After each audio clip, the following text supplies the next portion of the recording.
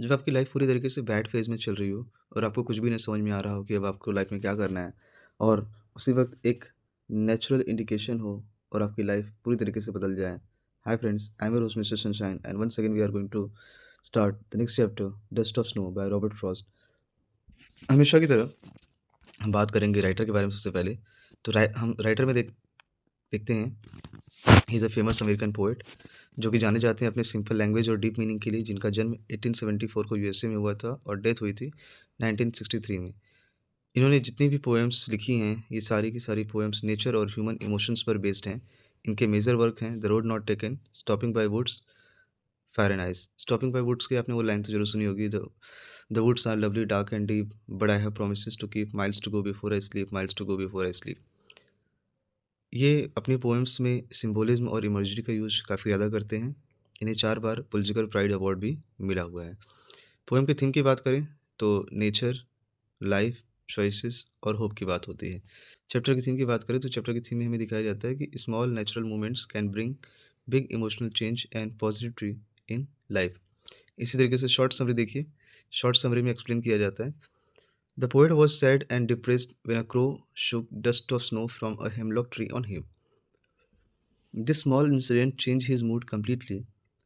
His sadness turned into joy. He felt refreshed and realized that even a tiny moments of nature can save a ruined day. Important की point की बात करें तो important की point में आपको दिखता है, poet was in bad mood, crow shook snow on him, hemlock tree symbolize negativity, dust of snow symbolize hope। ये दोनों आपको याद करके जाना है क्योंकि बच्चे इसमें गलतियाँ करते हैं। Mood changes instantly, nature heals emotional pain, small incident can bring big change. Important character जो इस चैप्टर में आपको दिखते हैं, 3 इंपॉर्टेंट कैरेक्टर हैं। पहला है पोएट रॉबर्ट फ्रॉस्ट खुद, experiences emotional transformation, crow agent of change और hemlock tree symbol of sadness and negativity.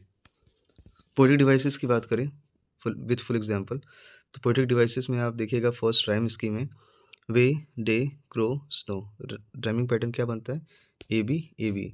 Next है एलिट्रेशन। एलिट्रेशन में क्या बन रहा है, has given my heart, repetition of H sound. Symbolism क्या है, क्रो और hemlock, dust of snow. Crow and hemlock sadness और स्नो क्या है, होप का। इमर्जरी क्या है, dust of snow creates visual picture. Inversion क्या है, the way a crow shook down me, nature order changed. Metaphor है, अब आप मेटाफर वाली लाइन देखें, save some parts of a day I had rued, emotional change. Board exam के question जो पिछले 6 सालों में पूछे गए हैं आपके लिए, उन सभी का collection short and long question, short and long question answer year wise. इसके साथ ही साथ एक चीज़ और यहाँ पे मैं देना चाहूँगा, उसमें आप ये देखिएगा कि कितने सारे ऐसे क्वेश्चंस भी हैं जो इस साल के एग्ज़ाम्स में आ सकते हैं एज़ अ एक्सपेक्टेशन, बदलते हुए पैटर्न के अकॉर्डिंग। क्योंकि बहुत बार ऐसा होता है कि आप उस बदलते हुए पैटर्न को आइडेंटिफाई नहीं कर पाते और इसीलिए लास्ट मोमेंट में समरी पढ़ने से ज़्यादा बेटर है उन क्वेश्चंस को पढ़ना जो कि ट्रैक हो रहे हैं। बोर्ड एग्जाम के क्वेश्चन पिछले 6 सालों में जो पूछे गए हैं, how did dust of snow change poets mood, the falling dust of snow suddenly refresh the poet, his sadness depress and he felt cheerful, this small incident saved his rude day and filled his heart with positivity and hope. Falling dust of snow suddenly refreshed the poet. Dust of snow का जब snow का जो dust है उसका छोटा सा टुकड़ा जब पोएट के ऊपर गिरता है तो वो क्या करता है, वो रिफ्रेश फील करने लगता है और उसका जो सैडनेस है वो गायब हो जाता है और उसे रियलाइज़ होता है कि वो अपना दिन खराब कर रहा था। ये छोटा सा नेचुरल इंसिडेंट है लेकिन ये उसकी लाइफ को, पूरे दिन को खराब होने से बचा देता है और उसका पूरा का पूरा जो हृदय है वो पॉजिटिविटी से और होप से भर जाता है। What do the crow and hemlock tree symbolise. Crow और हेमलॉक ट्री यहाँ क्या सिम्बलाइज करते हैं, क्रो और हेमलॉक ट्री सिम्बलाइज करते हैं सैडनेस की, नेगेटिविटी की और डिप्रेशन की। क्योंकि वास्तविकता ये है कि दोनों कंसिडर किए जाते हैं अपवित्र, इनऑस्पिशियस, इस शुभ काम में इनका यूज़ नहीं होगा। लेकिन इसके बावजूद भी वो पॉजिटिव चेंज लेके आते हैं पोएट की लाइफ में। वाई डिड पोएट से he had dude the day. Poet पूरी तरीके से उदासी से और रिग्रेट से भर चुका था। उसे ऐसा लगा था कि उसका जो दिन है वो ख़राब है, वो पूरी तरीके से निराशा में डूब चुका था। लेकिन तभी अचानक बर्फ़ की एक बूँद जब उसके ऊपर गिरती है, तो वो अपने दुःख से बाहर आता है। As you see that poet has been feeling regret and sad. His days seemed wasted and full of disappointment, but the falling snow helped him overcome his sorrow. Next, 2022. What message does the poet convey? The poet teaches that small moments of nature can bring great happiness and change our negative mood into positive energy. Poet यहाँ पर ये सिखाता है कि nature का small moment भी एक बहुत बड़ा हैप्पीनेस लेकर आ सकता है और ये चेंज कर सकता है हमारे नेगेटिव मूड को पॉजिटिव एनर्जी में। 2023 का question, how does nature play a healing role in the poem? Nature changes the poet's sorrowful mood. The falling snow refreshes him and fills his heart with joy, proving nature has healing power. Nature's जो है वो क्या करती है, poet का जो sorrowful mood है, जो थकान है, जो पूरी तरीके से वो डिप्रेस हो चुका है, उसके मूड को वो चेंज करती है। और ये कैसे होता है? जो फॉलिंग स्नो है वो उसे रिफ्रेश करती है और उसका उसके साथ ही साथ उसका जो दिल है वो पूरी तरीके से भर जाता है जॉय से, खुशी से। और साथ ही साथ ये यहाँ साबित होता है कि नेचर एक हीलिंग पावर की तरह काम करती है और नेचर से बड़ा कोई नहीं है। अभी आपने अगर रॉबर्ट फ्रॉस्ट को मैं रॉबर्ट फ्रॉस्ट की तो बात यहाँ कर ही रहा हूँ। अगर आपने विलियम वर्ड्सवर्थ को देखा होगा, तो विलियम वर्ड्सवर्थ भी कुछ इसी तरीके की बात करते हैं। अगर आपने जॉन किट्स को पढ़ा होगा, तो जॉन किट्स भी कुछ इसी तरीके की बात करते हैं। They all are the supreme poet of nature. 2024 का क्वेश्चन है, Why is the crow called agent of change? Because the crow causes the snow to fall on the poet, which changes his mood into happiness, thus acting as a medium of transformation. Crow की वजह से ही जो snow का particle से वो poet पर गिरता है, जिससे उसका जो मूड है वो चेंज हो जाता है हैप्पीनेस में।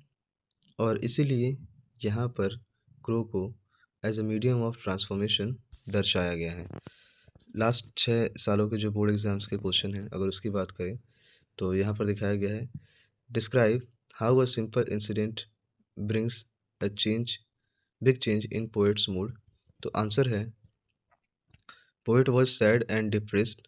Suddenly a crow shook dust of snow from hemlock tree on him. This unexpected movement refreshed his mind, his sadness disappeared, and he felt happy and energetic. This small incident helped him realize the little moment of nature can bring great joy and saved ruined day. The poet teaches optimism and positive thinking. ये जो poet है, ये काफ़ी ज़्यादा sad और depress था। Suddenly एक crow आता है और डस्ट पार्टिकल को उसके ऊपर गिराता है हेमलॉक ट्री से। ये अनएक्सपेक्टेड मोमेंट उसके माइंड को रिफ्रेश कर देता है और उसकी जो सैडनेस है वो डिसअपीयर हो जाती है और वो हैप्पी फील करता है और हैप्पी के साथ-साथ एनर्जेटिक भी फील करता है। इवन ये छोटा-सा इंसिडेंट था, बट ये छोटा-सा इंसिडेंट उसे हेल्प करता है और रियलाइज़ करवाता है कि लिटिल मोमेंट भी नेचर का आपकी लाइफ में जॉय लेकर आ सकता है और आपके जो बचे हुए, मतलब जो खराब दिन हो चुके हैं वो तो हो चुके हैं, बट जो बचे हुए दिन हैं उसको सेव कर सकता है। तो इसके साथ ही साथ ये पोएम ये भी सिखाता है कि ऑप्टिमिज्म और पॉजिटिव थिंकिंग से बड़ी कोई चीज़ नहीं है। 2020 का क्वेश्चन है, explain the symbolic meaning of crow, hemlock tree and dust of snow. Crow और हेमलॉक ट्री सिंबलाइज करते हैं सैडनेस, नेगेटिविटी एंड होपलेसनेस का, और डस्ट ऑफ स्नो रिप्रेजेंट करता है होप, जॉय और रिन्यूअल का। इवन क्रो और हेमलॉक ट्री कंसिडर्ड किए जाते हैं inauspicious. They bring happiness to the poet, showing that positivity can come from unexpected sources. देखिए कोई यहाँ पर क्रो और हेमलॉक ट्री सिंबलाइज करते हैं सैडनेस का, नेगेटिविटी का और होपलेसनेस का, निराशा का। लेकिन डस्ट ऑफ स्नो रिप्रेजेंट करता है होप, जॉय और रिन्यूअल। इवन क्रो और हेमलॉक ट्री दोनों इनऑस्पिशियस है, और इनऑस्पिशियस मतलब उतने पवित्र नहीं माने जाते हैं, लेकिन वो पोएट की लाइफ में हैप्पीनेस लेकर आते हैं। और यही जो पॉजिटिविटी है, जब अनएक्सपेक्टेड सोर्सेज से आती है तो उसकी बात ही काफ़ी अलग होती है। मतलब हम अभी तक जिसे ये मान रहे थे कि नहीं, इनसे हमारी लाइफ में कोई चेंजेस नहीं आने वाले, बट उन्हीं की वजह से लाइफ में जब चेंजेस आते हैं तो ये एक बहुत ही बेहतर मोमेंट होता है। 2021 का क्वेश्चन है, What lesson does the poet teach us? So, the poem teaches that we should not remain sad or depressed. Small joyful moment can change our life. Nature has the power to heal emotional pain. We should always remain hopeful and positive in life. ये कविता हमें सिखाती है कि हमें कभी भी sad या depress नहीं रहना चाहिए। कभी कभार जो स्मॉल जॉयफुल मोमेंट होते हैं ये हमारी लाइफ को बदल के रख देते हैं। और नेचर के पास इतनी पावर ज़रूर है कि वो हमारे जो हील है, जो हमारा दर्द है, उसको भर सके। इसके साथ ही साथ हमें हमेशा होपफुल रहना चाहिए और पॉजिटिव रहना चाहिए अपनी लाइफ में, क्योंकि बहुत बार ऐसे मोमेंट आएँगे जब हम सैड रहेंगे, डिप्रेस्ड रहेंगे। बट क्या ऐसे मोमेंट से हमें घबराना चाहिए? जवाब है ना, कभी नहीं घबराना चाहिए। How does nature transform the poets mood? यहाँ पे जवाब में हमें दिखता है, nature though a small incident changes poet's mood completely. The falling snow refreshes his heart and saves his day. It shows that the nature has power to heal and comfort human beings emotionally. यहाँ पर हमें दिखता है कि nature ने बहुत बड़ा काम नहीं किया था, एक स्मॉल इंसिडेंट था, लेकिन ये पोएट के मूड को कम्प्लीटली चेंज कर देता है। और फॉलिंग स्नो उसके हार्ट को और उसके दिन को सेव कर देता है और रिफ्रेश कर देता है। ये हमें सिखाता है कि नेचर के पास हीलिंग पावर है और ह्यूमन को इमोशनली कंफर्ट करने की क्षमता है, कैपेबिलिटी है। 2023 का क्वेश्चन है, how is the poet message of optimism? तो ये the poem shows that even a tiny incident can change sadness into happiness. It teaches positive thinking, hope, and emotional healing. It inspires us to find a joy in small moment. ये poem हमें सिखाती है कि एक छोटे-छोटे moment भी sadness को happiness में बदल सकते हैं। और इसके साथ ही साथ ये हमें पॉजिटिव थिंकिंग भी सिखाते हैं, होप, इमोशनल हीलिंग, ये सारी चीज़ें प्रोवाइड करते हैं और ये हमें इंस्पायर करते हैं to find a joy in small moment. छोटी-छोटी चीज़ों में खुशियाँ तलाशना काफ़ी बेहतर होता है।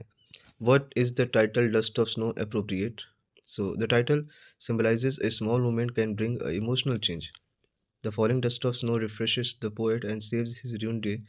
Hence, the title is meaningful and suitable. ये टाइटल सिम्बलाइज करता है कि अगर आपकी लाइफ में छोटे-छोटे मोमेंट हुए हैं, तो वो छोटे-छोटे मोमेंट भी आपकी लाइफ को कंप्लीटली चेंज कर सकते हैं। और फॉलिंग डस्ट ऑफ स्नो इसी का एग्जाम्पल भी है, जो पोएट को रिफ्रेश कर देता है और उसके खराब होते दिन को बचा लेता है। इसलिए ये टाइटल मीनिंगफुल भी है और सुटेबल भी है। 2023-24 के बाद 2023-24 तक जितने सारे क्वेश्चंस आए थे, उसके बाद 2024-25 में इन सभी क्वेश्चंस के बेस पर क्या मोस्ट इंपॉर्टेंट क्वेश्चन रह सकते हैं शॉर्ट के लिए। तो पहला क्वेश्चन है, how did the dust of snow change poets mood?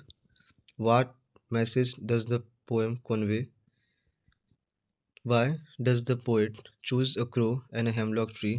How does nature heal emotional pain? Next question है, लॉन्ग क्वेश्चन आंसर में, describe how a small incident brought a big change in poets life. Explain the symbolic significance of crow, hemlock tree and dust of snow. What lesson does the poem teach about life and positivity? Exam tips की अगर बात करें तो इस chapter से आपको symbols, theme और message learn करके जाना चाहिए। राइटर ने जो क्लियर पॉइंट्स दिए हैं उसको आप दिमाग में रखिए, सिंपल लैंग्वेज लिखिए और कीवर्ड्स अपनी राइटिंग में यूज़ करते रहिएगा, जो पॉजिटिविटी, ट्रांसफॉर्मेशन, नेचर और होप के बारे में बात हो रही है। और 2 से 3 स्टैंडर्ड आंसर मेमोराइज़ करिए। आई होप आपको हमारा ये वीडियो काफ़ी पसंद आया होगा। फिर भी अगर आपको कोई भी सुझाव देना है तो प्लीज़ कमेंट बॉक्स में कमेंट करके ज़रूर बताएँ। Will there to solve out all your problem. Channel पर नए हैं तो लाइक और सब्सक्राइब करें। मिलते हैं किसी और नए वीडियो में इसी सीरीज़ को कंप्लीट करते हुए, तब तक के लिए बाय। जय हिंद एवरीवन।